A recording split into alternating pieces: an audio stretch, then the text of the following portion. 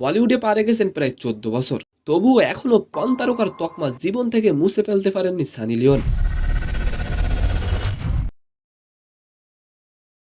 দোস্ত তবে সানি শুধুই কি অভিনেত্রী বা পন তারকা? এন্ড সেকেন্ড নিউজটি থাকবে দোস্ত, আগামী শুক্রবার অথবা শনিবার থেকে আইপিএল শুরু হওয়ার কথা চলছে। যদিও বেশিরভাগ বিদেশি ক্রিকেটার আতঙ্কে ভারত ছেড়েছেন, দোস্ত আর এবার বিদেশি প্লেয়াররা নিলেন বিশাল একটি পদক্ষেপ। তো আশা করি নিউজ দুইটি জানতে অবশ্যই ভিডিওটি সম্পূর্ণ দেখবেন। সানি লিওন অভিনেত্রীর পাশাপাশি বর্তমানে তিনি 3 সন্তানের মা, 1 মেয়ে নিশা ও 2 ছেলে আসর ও নোয়া। দোস্ত তবে তৃতীয় সন্তান নিশাকে নিয়ে রয়েছে বিশাল একটি কাহিনী, যেটা শুনলে আপনিও অবাক হয়ে যাবেন। অনেকে হয়তো জানেন না, নিশাকে সানি লিওন দত্তক নেওয়ার আগে 11 জন দম্পতি তাকে প্রত্যাখ্যান করেছিলেন। তবে 2017 সালের 21শে জুন নিশাকে আনুষ্ঠানিকভাবে দত্তক নেন সানি।